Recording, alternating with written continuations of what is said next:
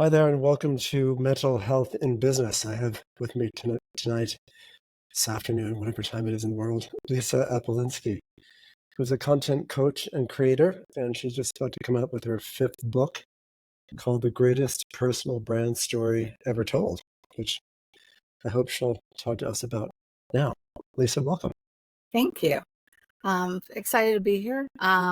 So again, I am Lisa Apolinski. I am a content coach and creator. I have a business and agency called Three Dog Right, and I work with agency owners and their clients and business owners to leverage their content as their business development tool and share their personal brand story so that they have that human connection in their business relationships, which leads to more relevancy, more relatability, and ultimately more revenue. Yeah, well, right. This is a perfect place to start. I was really impressed by what you just said, which you've said to me before in terms of personal branding. I wonder if you could say a little bit more for people who might not know what that means, because I didn't know what that means. But Absolutely. So, yeah, yeah, so when I consider personal branding, I look at it as what are you known for? What is your area of genius that if someone has a problem or an issue in that area, you are one of the first people that come up and go, that person can help me solve my problem. Um, it's not about being famous and it's not about toting how great we are. It's about leading with thought leadership and authority power so that we can help our community get from where they are now to where they want to go using the tools and knowledge that's stuck in your head and helping them get to that future success point. I love it. I love it.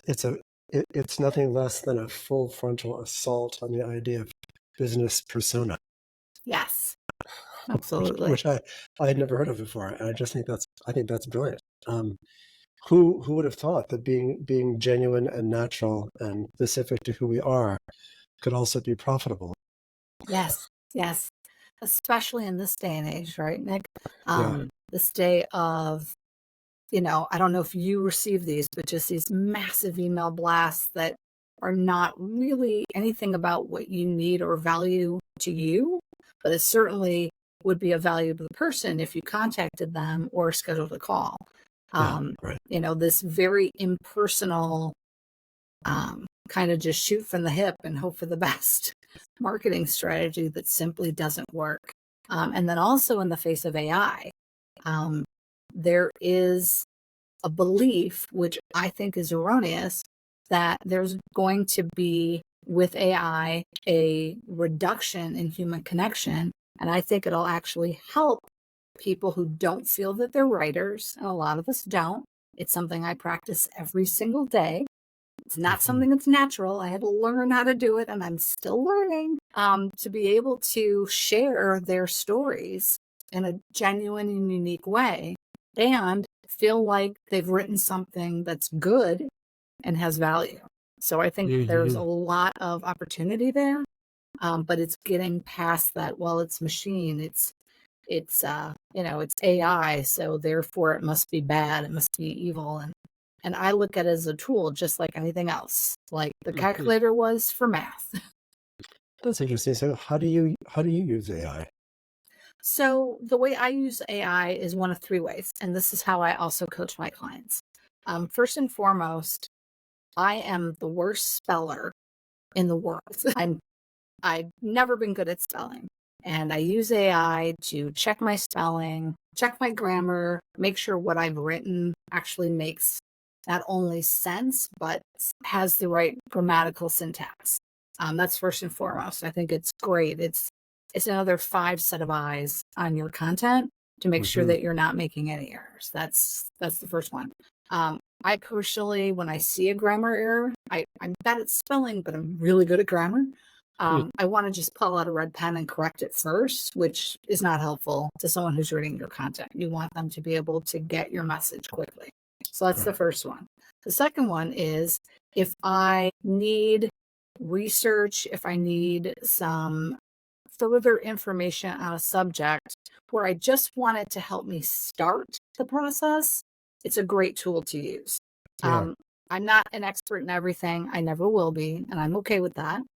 Um, but in areas where I want to add and I want to be able to have a conversation and start a conversation, it's a great way of adding to my knowledge base and the information that I'm sharing. So that's two. And the third one, and I think it's the most important, it helps me spark creativity and inspiration. So I may ask AI to reword something in a different type of tone, and I look at it and the way the sentence structure is done or the type of language that's used So, causes me to go, that's a really interesting direction. Let me see if I can play with that. And then I use that as an inspiration to write or edit in certain circumstances. mm, There are times where all the creative juices are flowing and I'm able to put out great amounts of content. And sometimes, just like everybody else, you get writer's block and you need a little bit of help to get over that initial inertia to be able to then create the content that you want. yeah, I think as everyone has an area of genius, and I truly believe this, everyone has an area where they know so much about a subject matter that even if you interviewed them for a year, you wouldn't get all the information out of them. By leveraging AI to start the process, they can then add in their own experience and their own expertise to really round out what they are creating. I think of it this way. I used to sing opera. I sang no opera kidding. for several years. Yeah. And I look at it as, you know, a young person starting out who's starting to sing, especially before they've really grown and developed their voice.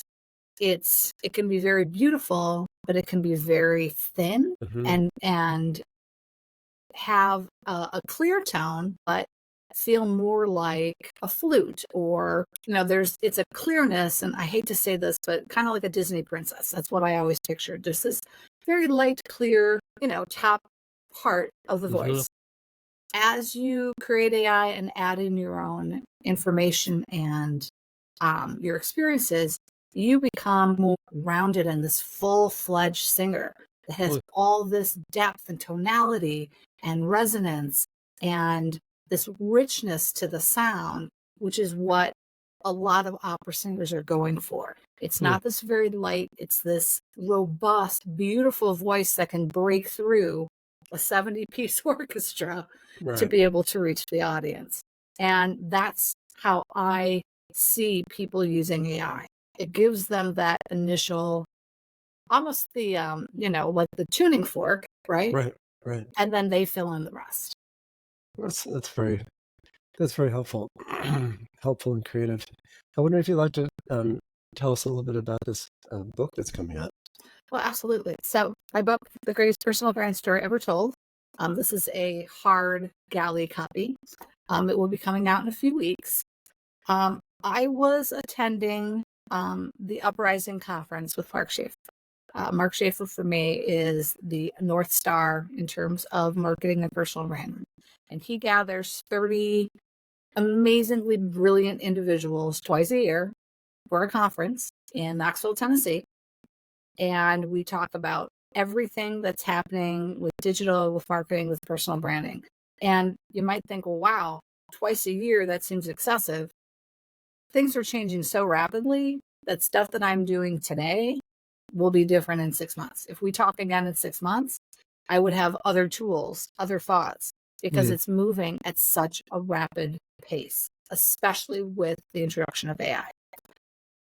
We were having our conference, and Mark asked me to close it by talking and kind of doing a red line through everything we had learned. No pressure. And I'm going through all my notes, and I took so many notes. I mean, I was just frantically writing. And I'm going through everything and I'm going, okay, and coming up with buckets and going, that sounds familiar. That seems familiar. I've done that before.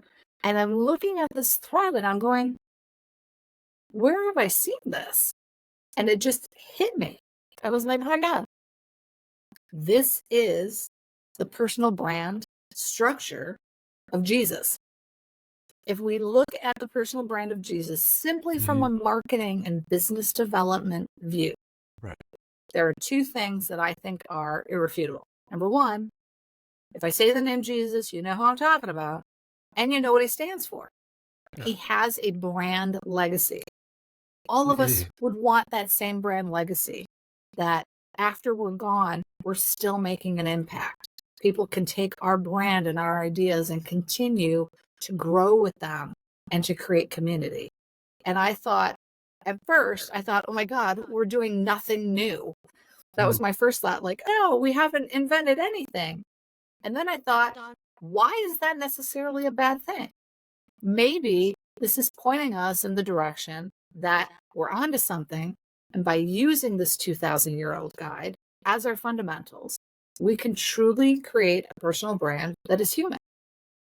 And I might add, Jesus did this in a time with no technology, no social media, no phones, not even mail. He did this all through word of mouth. And he did it in 3 years. He only had 3 years, according to the Bible, with his core disciples before he exited.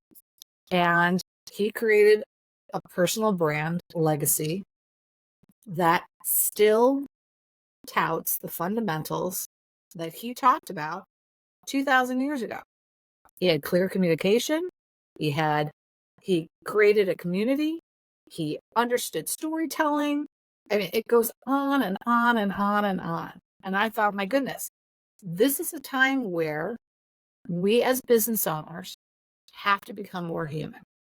And if you think about the commercials you've seen lately, Papa John's has, I'm sorry, not Papa John's. My gosh, I can't remember the name of the group. Jersey Mike's. They've been having Danny DeVito as part of their commercials, right? The owner with Danny DeVito. So it's two personal brands, two well-known brands. Jake from State Farm, Flo from Progressive, Limu, Emu, and Doug.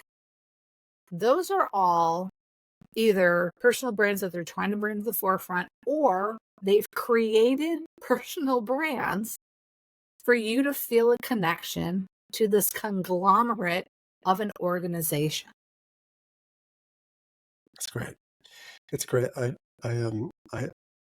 There's a extremely brilliant man in my building who's a Harvard, Oxford, this one, that one. He's written biblical scholar, and he reads Sanskrit, and he knows more about this than anybody else. But I told him about, you're right, he's not a proselytizer, and he doesn't believe. I don't think he believes in regular religion per se. He's spiritual, I'll say that. Anyway, funny, brilliant guy. And he said, well, the thing about Jesus is he never wrote anything. Right. Like he had the never capacity. Actually wrote anything. It was all verbal. It was all word of mouth, right. And his community wrote it. Yes, absolutely. He had such a totally talent. Agree with that too. It's hilarious, right? It's hilarious. He had such a talent for getting attention. I mean, talk about an attention hound. My goodness. Just unbelievable. But really interesting how there are things that we can do today that we have a guide as to how to do them and how to do them well. That's the other thing. And separating out any religion or divine or magical or however you want to look at it, and just say this was an individual who lived in a time and was still able to create a personal brand that lasts today. I mean, that's something that I think we can all be inspired to do. And it's critical. At this point in our digital journey, there's such distrust in marketing, content, digital engagement, what people say, and how you show up within your community can really attract those right fit clients, can make you an authority power that people remember to go to, and can start a growing community around you that continues to build your business just by sharing your story and what it is that you do, how you help or serve the people that you are serving, and what they get as a result from working with you. Right. Right. Sounds great. Sounds really great. Were you ever a Monty Python fan? I was not. I was not. There's a, I'll tell you anyway. There's a early Monty Python. There were a bunch of nomads nomading around in the desert, and the camera goes very, very close up, and some woman starts saying, "He's the Messiah. He's the Messiah. He's the Messiah." And you see this guy in the distance saying, "I lost my sandals. I lost my sandals." And the whole crowd starts saying, "He's the Messiah. He's the Messiah. I lost my sandals." Anyway, Oh my gosh, that's so funny. they're a good trip. That's Um, fantastic. what what what's your favorite part of what you do? You clearly are very enthusiastic about it for good reasons. What's your favorite part of the day or the projects that you have? Is it writing? Is it speaking, coaching? Yeah, I would say it's a combination of coaching clients and seeing them rediscover their own origin story and stories that they have and going, oh my God, I can do this. And watching them become empowered and go out into their own communities and start sharing their brand legacy and their authority power. That's first and foremost. I love that. I love speaking. And again, it's this idea of empowering and inspiring people to take action and to find their voice and to share their voice in their space with others. And also writing. Again, I write every single day. Sometimes it's painful and awful. I hate doing it. Sure. And sometimes it just flows out. It just depends on the day. But I think practicing with tools, speaking, and coaching individuals, especially now around personal branding, and just watching them really own their story and go out and be able to share their amazing level of expertise in a really unique and profound way that really does break through that digital noise. I think that's the best. That's the best part of my day and my job. That sounds like a great day. So this is quite, forgive the term, psychological when you ask people to get in their own story. Remind me, do you have a background in that, or did you pick this up along the way? How do you get people to talk about their story? So I do have a journalism background. I actually, I don't think we talked about this. My parents owned a pharmacy. Yes. So I was very much I understood business. My dad was very good at personal branding, never even recognized it until like last week. I'm like, he was really good at personal branding. Wow, who knew? And I actually thought I was going to go to medical school. My whole education was around going to med school. And when that didn't pan out, I was waitlisted, but never got in. And I thought, well, I need to do something else and decide the next course of action. And that's when I got into business and specifically writing. I had never been formally trained. I mean, when you're a biology major with a concentration in French literature, you don't really learn how to write well. And I had to really learn. I had mentors and experts along the way that were excellent writers that taught me skills, taught me how to be a journalist and pull information out, because that was part of my job as a marketer, was to be able to interview people and get down into the details of what made either a product amazing from an engineer standpoint or a service amazing from a person, and just pulling that information out and being able to repackage it in a way that really touched, moved, and inspired those who read it. Really? And I just kind of fell into it, and I didn't realize, number one, I didn't realize when I was falling into it how deep the pool was, and that I actually had some skill set to be able to write and create content and interview and pull out these stories so that people would see themselves in their content and go, oh my God, that's great. And to teach them how to do it, because it's not just about me doing it with you, it's giving you the skills so that when our engagement is done, you continue to do the process, because repeat, repeat, repeat, repeat, repeat, especially with something that works, keep repeating it, tweak it, maybe make it a little faster, a little more automated, but keep doing it. So kind of like pivoting over into this other area, it's certainly, if you had told me at age 12, hey, you're going to be a business owner, you're going to be dubbed America's digital content futurist, and you're going to be writing 5 books and helping people create content that actually attracts. I mean, to date, my clients have created over $1.5 billion in new revenue based on the content and strategy that we've worked on. That's impressive. That's impressive. I'm pretty proud of that. I would have never thought that was I would have been like, what do you mean? I was going to be a dermatologist. What are you talking about? Yeah, it's funny where life can lead you. That's for great. sure. Now, Yeah. in this, when you help people do this, I have to imagine that some of it's very painful for them, right? I mean, the going through your own story, if it's worth anything, which this clearly is worth a lot, we have all kinds of stuff in our closets that we don't want to look at. Yes. Yes. How do you help people? How do you help people do that? How do you help people stay the course? Yeah. My first part is to ask them about how they got into business for themselves. Every story is so amazing, and just to hear their origin story, and it sparks them back to why they went into business, not just how, but oh yeah, I wanted to do this, especially if they've been in business 10, 20, 30 years, and to see that origin story emerge, and to see them go, oh, yeah, that's right. I forgot about that.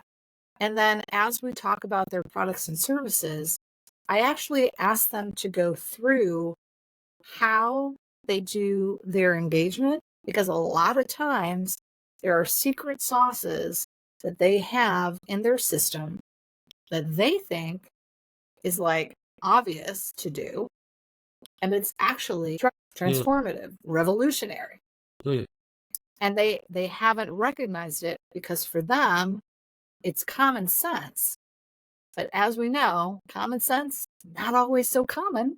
Right, And for what sure. is something that you're like, well, duh, to someone else is like, that's brilliant. And they're like, I don't understand. What do you mean it's brilliant? But being able to pull that out of them. And I have a whole process for doing that I've developed I've been in this marketing space for over 30 years, and I've been an agency owner for over 12. Wow. So it's something that I have developed and created over a long, long time. And I'm able to get them into that headspace rather quickly. Oh, it sounds wonderful. Really interesting. Really interesting. When doesn't it work? Yeah, that's a good question. It doesn't work, I would say, in 2 instances. The first instance is if they are attached to some sort of side story about themselves and their products and services. They don't want to get back to the root, and they have some story that they've set up in their head for protection to make them not be wrong. A lot of times they add morality into an equation, as you know, and to me, there's no right or wrong, good or bad. There's just different ways of doing things. And they have some sort of attachment to what they're doing, and they don't want to let go of it. That's first and foremost. The second one, and I've experienced this, and I experienced it recently, there are too many other people that they try to involve in the process. Yeah. Everyone has an opinion about how something should be done. I have no problem with that. But when you hire an expert like me or like you are agreeing to work with their process to see what the outcome is. When you involve 2, 3, 5, 10 people, and that has happened, and everyone has an opinion, especially around communication and content. Yeah. When I'm helping them write something in their voice, and to me, every single voice is unique. Every single story matters. And it's not that one is better than the other. And it's okay to embrace your tone and your story. It's okay. But they involve other people and they go, that's wrong. That doesn't sound professional. It should be like this, because Right. they're adding their own experience and story to the conversation. Yeah. And at the end of the day, if you're a business owner, it's your connection with your audience, nobody else's but you. And I know I live in a world of multiple right answers. However, if you're looking to transform what you're doing, especially if it's not working, and that's why people hire me, because they've hit a wall, or what they've been doing for even 5 years is no longer functioning. They're not getting the results that they need. And it's not that they're bad or wrong. External environments, digital engagement, technology, it keeps changing. I've had to change how I do things. I'm not saying, well, I'm an idiot because now it doesn't work. I'm saying, okay, now it doesn't work. I need to do something else, and I need to pivot in order to continue to move forward. And that's okay. But struggling in either of those realms, and a lot of times when you have someone that has an attachment and has a belief that somehow they're right, even though there's no morality in the conversation that you're having, but they're holding on to this and they just want to be right. And they don't care about the results. And to me, you have to choose. You can either be right or you can be successful. Very rarely do those overlap entirely, right? And when that happens, then they start involving their circle of influence, because that circle of influence enables them to go, oh yeah, well, they say I'm right. They're saying that this content should be this way, or you're wrong. And so there's a whole disconnect. And then you're writing content 5, 10, 15, 20 times, because every time someone else looks at it, they have a different opinion. It's like if you were passing around soup to individuals and every single person has a different way they want it to taste.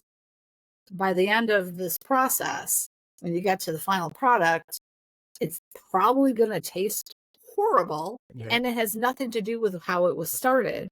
It has everything to do with the interference along the way that stopped the process from actually getting to the right point. And the problem is the business owner starts over here with you and then involves all these people and then walks over to the end and then goes, this is horrible. You've done a bad job. Right. And it's like, well, no, all of this has caused this process to go off the rails.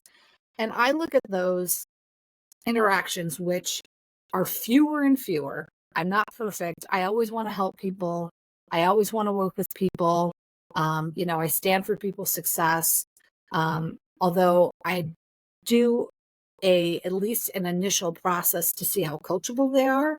And it helps me weed out 98% of people who simply aren't a right fit for me. No. And that's really how I look at it. They're simply not a right fit. And if they're not a right fit, blisters are going to happen along the way. No, that's very cogent. Yeah, there are too many cooks in the kitchen. Right. Part of my training, we were always taught that you can't see more than one psychologist or more than one psychoanalyst for all kinds of obvious and not so obvious reasons. But I did meet someone recently who was seeing a psychoanalyst and a psychologist. And I asked her how it's going. And she, was always an exception. I thought, makes sense for this person. This person's really getting a lot of help. Yeah. My professors are turning in their graves, but you know what? Works for her. Yeah. All Yeah. right. Well, this is great. Is there anything that you'd like to talk about that we haven't so far? I guess the one thing I would tell audience members is, you know, whoever you decide to work with to help with your personal brand, and I think it's always a good idea to bring in someone that can help you really see the gems that are within you that have an outside perspective. Because a lot of times when you're in it, you're drinking the Kool-Aid and you don't know what you don't know in that instance. And if someone's looking at it from the outside, they can give you a very non-biased view and help you to rediscover your origin story, what your spark was when you first started your business. What type of a truly ideal client or truly right fit client would work for you. Because it's not Mm, just about attracting business. It's about attracting those that are perfect fit to your services, are a pleasure to work with, pay on time, and are people that you would want to actually do free work for. If mhm, you think about your mhm, clients and go, if they called me and asked me for a favor, I would do it no problem. Those are the clients you want. Those are the customers you want. And those are the ones that you want to attract. And mhm, not everyone's going to be a great fit. But if you invest in your personal brand, it makes attracting those right fit clients a lot faster and a lot easier to weed out those that simply aren't a good fit for your services. And again, if we put morality to the side, no right or wrong, good or bad, it's simply different ways of being. And one client may not be a good fit for you, but they might be a good fit for somebody else. Or maybe they're not at the point where they can use anybody's services. They have to do some mm, work on their own mhm, before they can actually attract those types of vendors that can help them have their mhm. breakthroughs. And that's okay too. That's so smart. So smart. Lisa Apolinski, thank you so much for sharing your insights with us today. I got a lot of this. Absolutely. Got a lot out of this. I'm sure others did as well. Yes. Thank you so much for having me on. This was awesome. It's a pleasure. Bye.